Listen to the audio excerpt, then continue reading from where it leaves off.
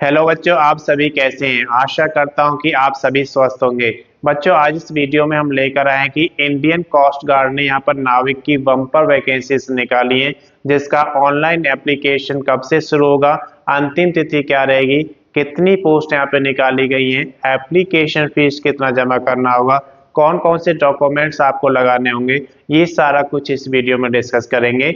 अगर अभी तक आपने चैनल को सब्सक्राइब नहीं किया, सब्सक्राइब करें, वीडियो को लाइक करें और ज़्यादा से ज़्यादा शेयर करें ताकि ये वीडियो उन सभी दोस्तों के पास पहुंचे जो इंडियन कोस्ट गार्ड के थ्रू नाविक बनना चाहते हैं। तो आइए सबसे पहले बात करते हैं इसकी प्रारंभिक तिथि की। तो इसके ऑनलाइन एप्लीकेशन 11/2/2025 से शुरू हो जाएंगे, यानी कि 11 फरवरी 2025 से आप इसका ऑनलाइन एप्लीकेशन फॉर्म फिल कर सकते हैं। अंतिम तिथि इसका 25/2/2025 दिया गया है, यानी कि 25 फरवरी 2025 तक आप इसका ऑनलाइन एप्लीकेशन फॉर्म फिल कर सकते हैं।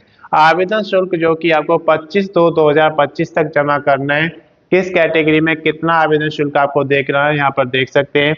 अगर आप जनरल कैटेगरी, जिसे हम अनरिजर्व या सामान्य जाति कहते हैं, उससे के अंतर्गत आते हैं, या फिर ओबीसी जिसे हम अदर बैकवर्ड कास्ट या अन्य पिछड़ा वर्ग कहते हैं, उसके अंतर्गत आते हैं, या फिर ईडब्ल्यूएस जिसे हम इकोनॉमिकली वीकर सेक्शन कहते हैं, इसके अंतर्गत आते हैं, तो आपको यहाँ पर 300 रुपए का आवेदन शुल्क देना होगा।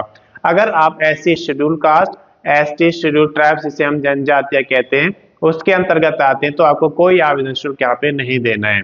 इसके बाद बात करते हैं कि जो आवेदन शुल्क आप कैसे जमा करा सकते हैं। तो अगर आप डेबिट कार्ड यूज करते हैं तो डेबिट कार्ड से इसका ऑनलाइन एप्लीकेशन फीस जमा करा सकते हैं। अगर आप क्रेडिट कार्ड यूज करते हैं तो क्रेडिट कार्ड से इसका ऑनलाइन एप्लीकेशन फीस जमा करा सकते हैं, या फिर नेट बैंकिंग के थ्रू भी आप इसका ऑनलाइन एप्लीकेशन फीस जमा करा सकते हैं। अब बात करते हैं आयु की। तो जो एज क्राइटेरिया यहाँ पे रखा गया है, आपकी जो आयु है वो उसके लिए एज आपकी 1/9/2003 से पहले आपका जन्म नहीं होना चाहिए और 31/8/2007 के बाद का जन्म नहीं होना चाहिए।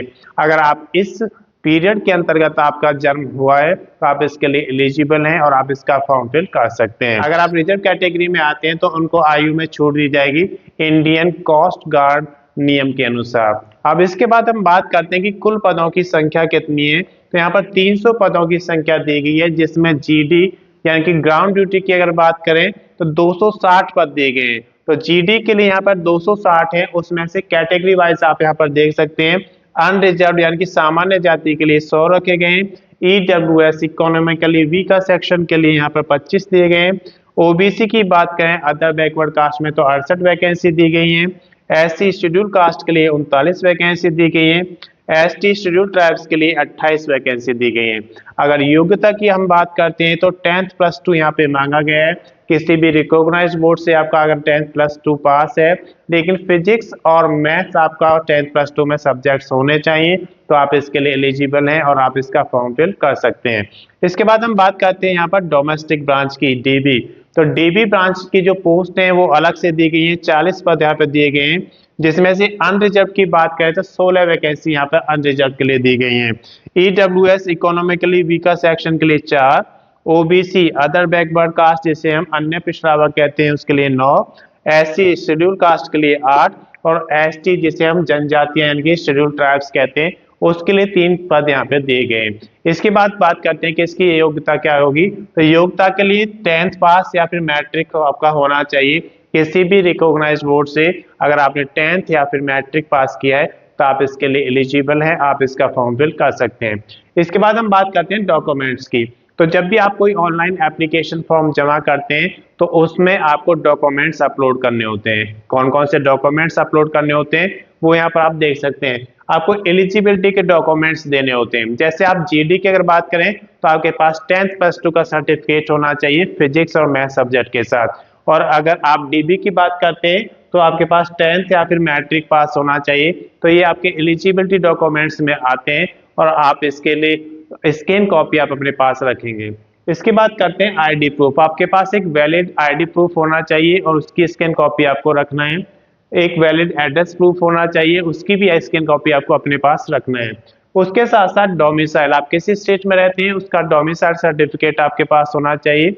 अगर आप रिजर्व कैटेगरी में आते हैं तो उसका कास्ट सर्टिफिकेट आपको अपने पास रखना है। तो ये सारे डॉक्यूमेंट्स आपके पास स्कैन कॉपी में होने चाहिए। उसके बाद फोटो की अगर बात करें तो एक पासपोर्ट साइज फोटोग्राफ्स आपको स्कैन कॉपी में अपने पास रखना है। सिग्नेचर की बात करें तो सिग्नेचर आपको एक पेज पर करना है और उसकी स्कैन कॉपी आपको अपने पास रखना है। ये सारे डॉक्यूमेंट्स स्कैन कॉपी में होने चाहिए क्योंकि ये आपको अपलोड करने होते हैं। बेसिक डिटेल्स में आपके जब आप ऑनलाइन एप्लीकेशन फिल करते हैं तो उसमें आपको बेसिक डिटेल्स फिल करनी होती है, जैसे कि आपका नेम, फादर्स नेम, आपके डेट ऑफ बर्थ, आपका क्वालिफिकेशन, उसके साथ साथ आपको अपना परमानेंट एड्रेस देना होता है और अगर मेलिंग एड्रेस अलग है तो आप उसे भी उसमें फिल करते हैं। तो ये सारी चीज़ें आपको बेसिक डिटेल्स में देनी होती हैं। उसके बाद आपको डॉक्यूमेंट्स अपलोड करने होते हैं। जब ये डॉक्यूमेंट्स अपलोड हो जाते हैं उसके बाद आप फोटो और सिग्नेचर अपलोड करते हैं।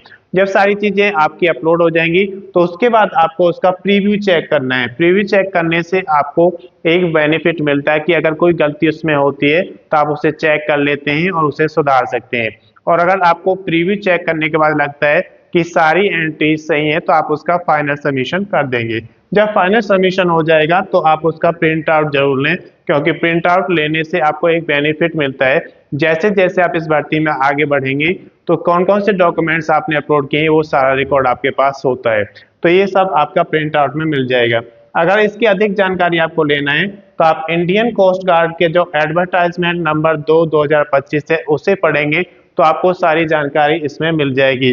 तो ये इंडियन कोस्ट गार्ड का जो नाविक का जीडी एग्जाम CGEPT 2025 के लिए एप्लीकेशन फॉर्म मांगे जा रहे हैं।